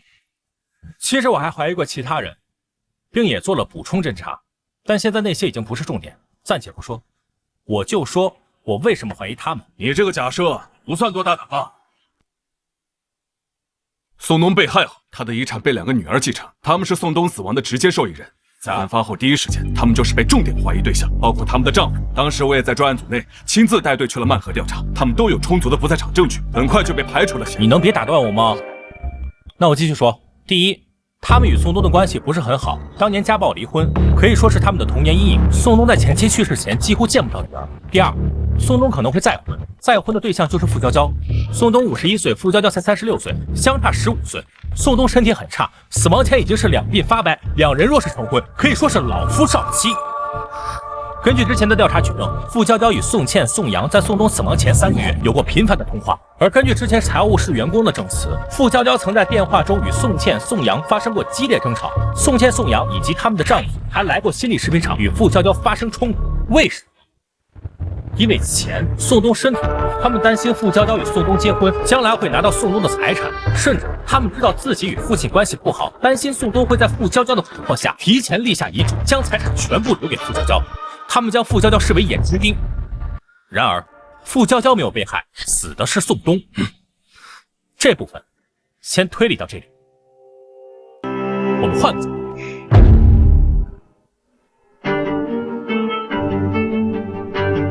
请看，这是案发食品厂12个厂区监控，监控覆盖了厂区大部分区域，只在厂房后、办公楼后几处转角存在监控死角。由此我们可以推断出，杀害宋冬的是熟人，且对新力食品厂很熟悉，如此他才能在作案前后完全避开厂区监控。宋冬的死亡时间是夜里9点10分。根据现场分析，凶手是通过后窗翻入办公室，用绳子勒死了宋冬，再翻窗离开。疑问出现了，凶手是如何打开窗户的？这很重要。当然，可能就是宋冬刚好没关窗，但案发于去年12月，滨城早已降温，全天气温维持在12度到17度之间。案发当日夜间9点的气温只有13度，且警察接到报案赶到现场时，空调制热是开着的，也就是说宋冬不应该开窗户。另外，宋冬办公室的窗户是平开式，而并非是横拉式，此类窗户还有气密胶条，在关闭时如果不反手将窗户锁好，窗户会弹开缝隙，很难关严。而在正常人的使用习惯上来说，关窗一定会随手锁上。以上，我有充足的理由判断，被害人宋冬在死亡前应当是在屋内吹着空调，且窗户处于内部上锁状态。而根据现场勘查，窗户已经是打开状态，且并无破坏痕迹，这就很奇怪了。凶手既然是翻窗进入，作案后又翻窗离开，那他一开始是如何在外面打开窗户的？这真的很重要。刚刚这位伯伯问我，为什么直接排除雇凶作案的可能性？这就是原因。凶手作案过程看似简单，实际却需要做许多准备。凶手需要潜入一个满是24小时监控的工厂，需要打开那一扇本不可能打开的窗户，在作案后全身而退。从作案风险与复杂性上来说，它不符合一个被雇佣亡命徒的行为特征。假设真有这样一个被雇佣的杀手，站在便于谋杀的角度，我认为杀手应该会在工厂外蹲守，寻找夜黑风高制造车祸的时机。宋冬经常深夜独自开车回家，新力食品厂位于郊区，回城区需要经过一段没有任何监控的郊区土路，那才是最佳的动手地点。只需要一点小剐蹭，将宋冬骗下车，亦或者蹲守在宋冬小区门外等待时机，这些方法都比本案的作案方式简单，也安全得多。小朋友，你说的虽然有些道理，但你有没有考虑过，雇凶杀人雇佣的可以不是外人，而就是食品厂里的员工？我考虑过，新力食品厂直至案发时，在职员工276人，其中男员工107人，女员工169人，所有员工皆无案底。你是觉得谋杀是一件很简单的事吗？拿一笔钱，普通人就敢杀人？有些我知道，有些员工因各种原因本就与被害人存在矛盾，但根据早期调查，包括已离职员工在内，共有7人与宋冬存在严重矛盾。他们名字分别是霍峻生、冯娟、苏广利、王二虎、魏坤、韩浩、李泰。其中，霍峻生与冯娟夫妇在案发时早已前往外省打工，被排除嫌疑。王二虎因工伤赔偿纠纷已经闹了小半年，但他右手残疾，无作案能力。苏广利、魏坤、韩浩皆有充足不在场证明，李泰拿不出不在场证明，也曾被列为重点嫌疑人。最终通过一段城区交通监控确认李泰当夜行踪，也排除了其作案可能。还有问题吗？没问题，我就继续。还是刚刚那个问题，凶手是如何从外面打开那扇窗？我认为凶手应该是在作案前提前进入过办公室，提前将窗户锁打开，并用东西将窗户卡住，制造了窗户锁好的假象。宋东没有发现这一点，凶手之后才能从外面打开窗户，顺利行凶。因此，我查看了宋东死亡前7天工厂全部监控。新力食品厂共12个厂区监控，6个厂房内监控，4个办公楼内监控。这是案发前2天，去年12月11日中午11点24分，办公楼东走廊的监控画面。这个人进入了宋东的办公室，7分钟后，他又从办公室里出来。而在这一天，根据监控显示，宋东上午根本就没来工作，他是下午3点多才到。也就是说，画面中这个人是宋东不在的时候独自进入宋东办公室。他去做什么？他去做什么？拿资料、整理文件、打扫卫生？不，都不是。以上那些情况我都已经筛掉了。在宋东不在的情况下，进入他的办公室且停留，往往都需要一个较为正当的理由。而这个人，我不觉得他有什么正当理由，他就不是新力食品厂的员工。视频截图可能看不太清，但经过特征对比，我可以告诉你，这个人是宋东的大女婿苟洪涛。案发前2日中午，趁宋东不在，苟洪涛进入其办公室停留7分钟。他干了什么，我不得而知。但我认为他打开了办公室的后窗锁，又将窗户掩好，为谋害宋东做了准备。本想天开，对吧？我凭什么这么说？但是小朋友，我打断你一下，您说。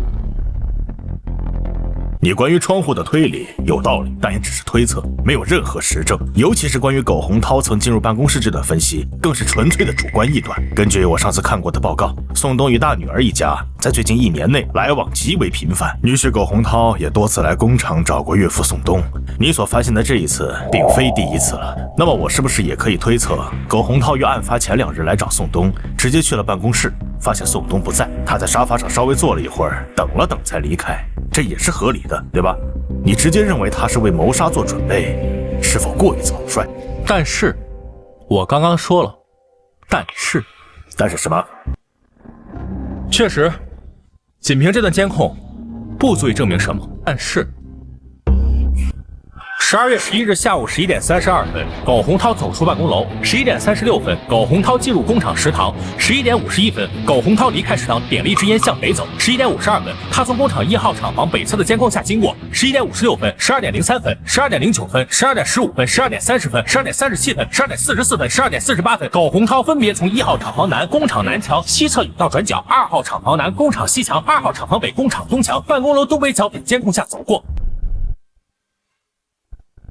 工厂一共12个厂区监控，在短短1个小时内全部拍到了苟洪涛的身影。这说明什么？他在干什么？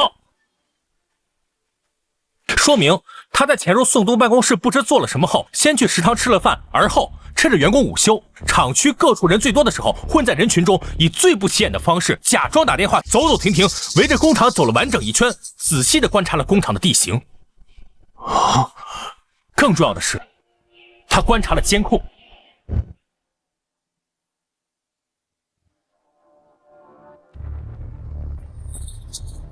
苟洪涛以为只要趁着中午人多，三三两两抽烟闲聊，他混在里面被监控拍下来，每个画面里都有很多人，也没有人会注意到他。正常情况下也确实如此，前期调查中没有人注意到这一点，但我注意到了，并将信息串联到了一起。而我所截取的这些监控画面里，他不仅仅从监控下经过，还在观察监控，这不是正常人该有的举动。就算有人在走路时注意到监控，注意到1次2次也就算了，没有人会全都看一遍，而苟洪涛全都看了。最后12点53分钟，苟洪涛进了门卫监控室，停留了6分钟，离开。我们做一个大胆的假设，他更加直接的去监控室，或许只是装出一副路过进去闲聊的样子。他去干什么？我认为他是去看监控的实际拍摄范围，所以他心里在想什么，他在计划什么。到这一步，我几乎可以确认，苟洪涛肯定与宋冬的死脱不开干系，因为他是宋冬死亡前几日内监控拍到唯一观察过工厂地形以及监控拍摄区域的人，唯一一个。实际上，早在我来警署的第一天，我最先看的就是监控。当天，苟洪涛就是我心里的头号嫌疑人。之后几天的补充侦查，少数是为了排除偶然性可能，绝大多数也都是针对他。我能否打断一下？我重新看了案发后我们初期调查资料，苟洪涛录过口供，他的笔录中写得很清楚，他12月11日确实是来过工厂，当天晚上便乘坐动车返回了曼河市。而在案发当天，苟洪涛已经搭乘飞机从曼河飞往京都，被害人宋冬死亡时，苟洪涛还在飞机上。对此我们也调查过，苟洪涛确实登机了。刚刚你说本案无雇凶杀人的可能，又将苟洪涛列为重点嫌疑人，可苟洪涛偏偏有不在场的铁证，凶手不可能是他。不知你对此作何解释？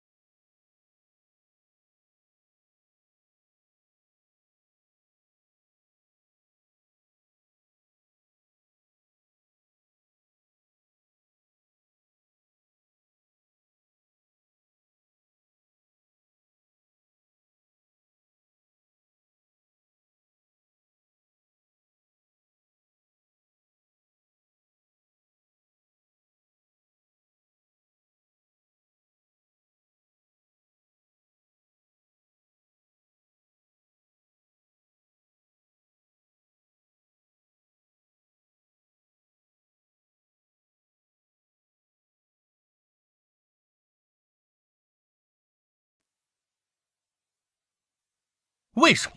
如果说给一次，那是因为突然有钱，夫妻感情好，宋茜得到的遗产苟洪涛也能做主，苟洪涛照顾弟弟给了弟弟钱，但怎么可能给这么多次？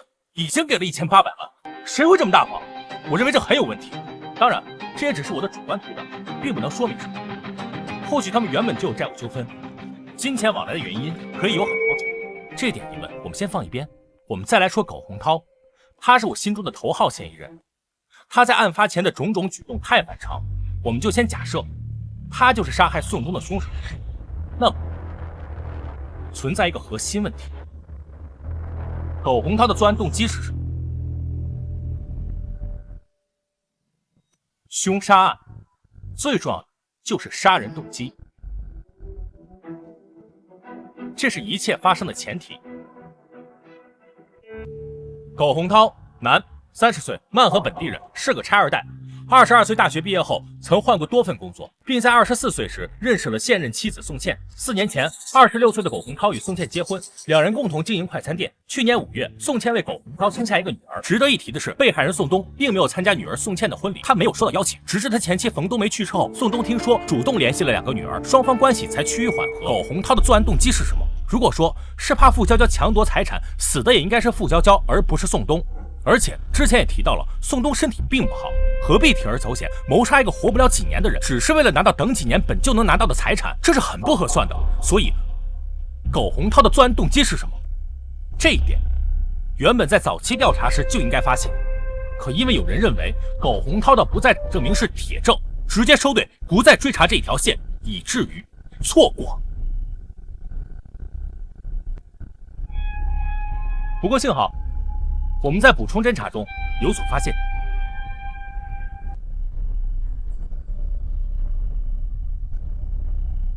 在我来到警署的第2天清晨，孙叔便带人去了曼河进行秘密走访调查，直到昨天下午才回来。他为我找到了答案。6年前，苟洪涛开了一家名为汉乐堡炸鸡快餐的快餐店，同年认识宋茜，2年后两人结婚，夫妻共同经营快餐店。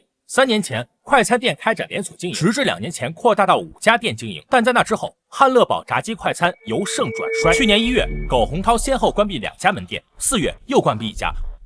直至案发前，汉乐堡炸鸡快餐只剩下2家还在营业，一家由苟洪涛、宋茜夫妻经营，一家由苟洪涛的弟弟苟洪波代理经营，但全都在赔钱。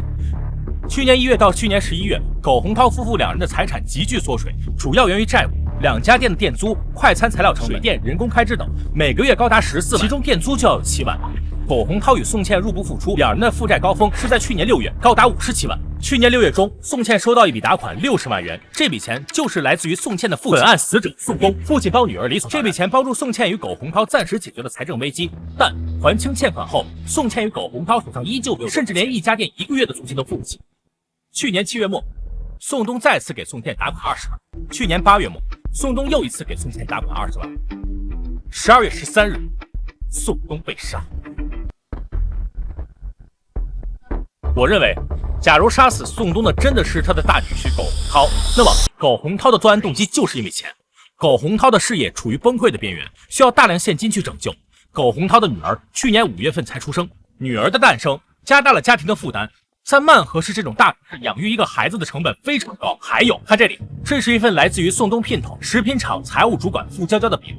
傅娇娇可以证实，在去年8月份，宋茜、苟洪涛夫妇曾来过新力食品厂，与宋东因为钱的问题大吵了一架。宋茜甚至以断绝父女关系，并不让宋东看外孙女为威胁，希望能从宋东手中获得资金支持。同时，傅娇娇也交代，因为这件事，她也曾与宋东发生过争吵，她对于宋东入股汉乐堡炸鸡的事持反对态度。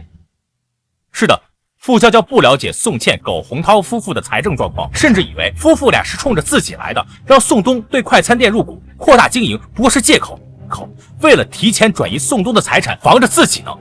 但有一点可以确认，宋东、傅娇娇以及宋茜、苟洪涛夫妇3方曾发生过激烈的争吵，或者说是冲突，核心问题只有一个：钱。综上所述，我认为苟洪涛、宋茜夫妇有足够的动机谋害宋东，他们需要马上得到宋东的财产来拯救自己的人生，甚至整个计划的制定者不是苟洪涛，而是宋茜。宋茜与宋东本就没什么感情，若说有，也是恨。宋东在他幼年给他留下了难以抹去的阴影，还因为傅娇娇的存在，使得宋茜想从宋东手里得到钱更加困难。多重因素作用下，才有了这次凶杀案。这是一件惨绝人寰、有违人伦性质、极其恶劣的弑父案。当然，以上皆是我基于目前线索的推理结果，但我认为这就是真相。宋茜与苟洪涛就是幕后元凶。由此，却又产生了一个新的疑问：你一直在回避一个问题。什么问题？明知故问。说了。苟洪涛据不在场的铁证，案发时他正在飞机上，他怎么杀人？分尸吗？不可能是雇凶杀人，也是你说的，让你解释都是解释啊！老钱，你什么意思？你能不能让小南说完？总打断他干什么？你跟我喊什么？谁家案件进展汇报不允许提问了？有问题不让提？何况这小子推理出这么大的漏洞，他前面说的那么热闹。嫌疑人不在场证明，他不解释，这一点破不了，一切推理都不成立。你也是老刑警了，就这还护着他？他说不解释了，不让你等等，你急什么？哦，就因为宋茜夫妇那条线是你说不用继续查了，现在查出问题了，你不服气是吗？放心，没人会怪你，不是你能力不足，只怪嫌疑人太狡猾。你行了，小赵、国哥，开会呢，你俩吵什么？都给我坐下。哼，哎。办案压力大，他们也是为了破案。继续吧。刚刚我提到了一个新的疑问：宋茜与苟洪涛既然是幕后元凶，可2人都具有不在场证明，那么是谁动手杀了宋东？你们不用猜了，鉴于某人心急，我也就不卖关子了。我所确认的凶手，或者说直接作案人，就是苟洪涛，没有其他人。他不是有不在场证据吗？他怎么杀？其实最开始推理到这里时，我也很疑惑，明明所有线索都指向了苟洪涛。可他既然在飞机上，就不可能作案，如此反常，会是我推断错了？不，我没错。你认识这个人吧？苟洪涛？错，他是苟洪波。这是苟洪波在户籍系统内的登记照片。其实我最先看到的不是这一张，而是在我来到警署第一天，在网络上寻找一些可能有用的线索时，我看到了这张照片。这张照片来自于宋茜的社交网络，发布于4年前。这是她与苟洪涛结婚当天的照片。注意，右侧3个伴郎中，中间那个人，我们可以将人剪裁出来，做进一步对比。像吧，苟洪涛、苟洪波并非孪生，苟洪涛大1岁，但这对亲兄弟的容貌极其相似。基于此种情况，我当时就想到了一种可能：案发当天登上飞机的真的是苟洪涛吗？当然，这只是我的猜测。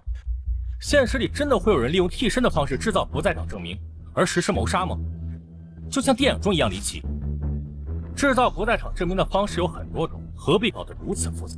但我认为，当所有人线索、疑点都指向苟洪涛时，哪怕情况再离奇，也可能是真相。而且，我很快就想通了苟洪涛为什么要如此安排。那1800万很可能是苟洪波借谋杀之势对苟洪涛夫妇进行了敲诈。弟弟什么德行？这种潜在风险，苟洪涛不可能没想过，但他依旧如此安排。为什么？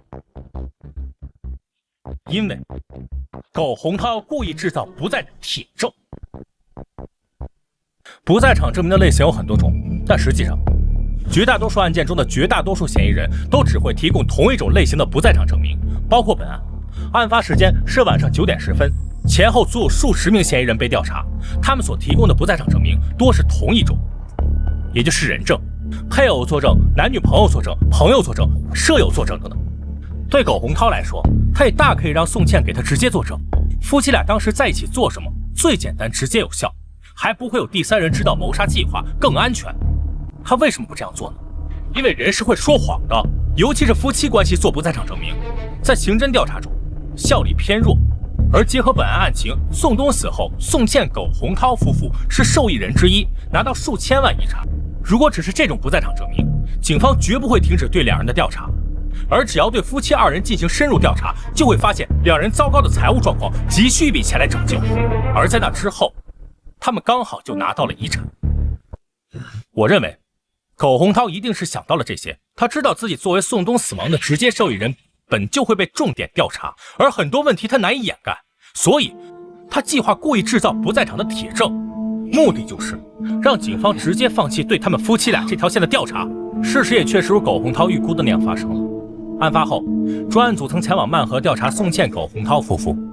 案发时，宋茜在家照顾女儿，有保姆作证，而苟洪涛则在曼河飞京都的飞机上。专案组拿到了苟洪涛的登机记录与安检影像，至此终止了对夫妻2人的调查。这就是苟洪涛要的结果。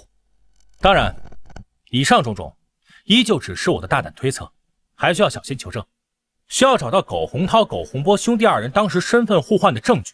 你找到了？我找到了。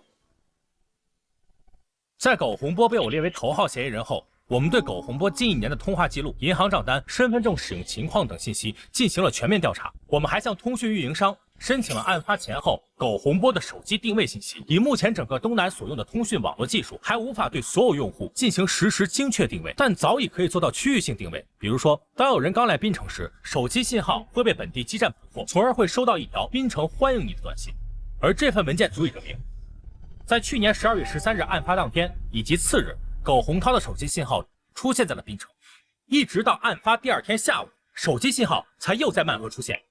而这份文件足以证明，苟洪波的手机信号于12月13日22点58分出现在了京都，而这个时间点本该是苟洪涛抵达京都下飞机、手机开机的时间。还有，这是苟洪波身份证于案发当日在滨州的开房记录。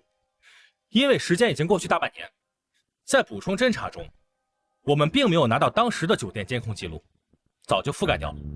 不过，似乎也不重要。根据以上信息，我们可得知，案发当夜，哥哥苟洪涛坐飞机抵达京都，但他的手机信号却出现在了槟城，而弟弟苟洪波在槟城酒店开房，手机信号却出现在了京都。这对吗？总不可能是2兄弟的手机同时被偷了，又刚好互换了城市吧？很显然，两人互换了身份证是最合理的解释。苟洪波持有苟洪涛身份证，从曼河登机飞往京都，苟洪涛则持有苟洪波的身份证，来槟城落脚，伺机行凶。最后，这是案发现场发现的唯一能够指向凶手的线索。位于被害人办公以后43码的登山靴鞋印，虽然43码很常见，但恰好苟洪涛也是43码。综上所述，苟洪涛具备足够的杀人动机，提前观察过作案环境，其不在场证明明显伪造。面对警察询问，对自身行踪撒谎了，拥有作案时间，他就是本案的凶手。抓他吧！小小神探，厉害呀！好，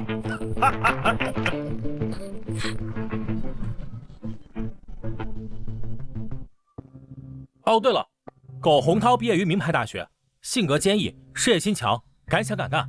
而本案直接证据不多，审讯他的难度恐怕会很高。我建议将审讯重点放在不学无术的苟洪波身上。哼，你们凭什么抓我？我犯了什么错？凭什么抓我？苟洪波，你哥已经招了，你还要死扛着？招了，他招了什么？跟我有什么关系？哼，你谋杀了你哥的岳父宋东，并在之后分得了1800万。苟洪涛已经全交代，你还想抵赖到什么时候？啊！我杀的？不是你还能是谁？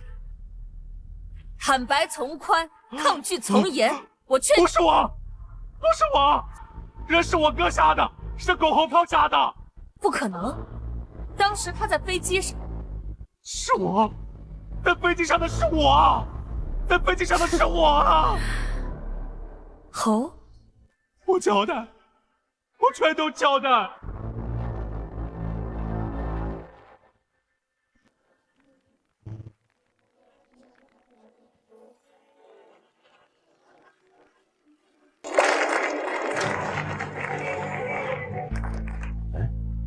今天怎么没看到老钱啊？体检出了问题，住院了，恐怕要申请病危了。真病了？听说是小南提醒过他，虽然两人不对付，但也算是救了他的命。这小子真神了！是啊，廉颇大名，姓真天才，他将来一定是个优秀的警察。不，要叫神探。刚好。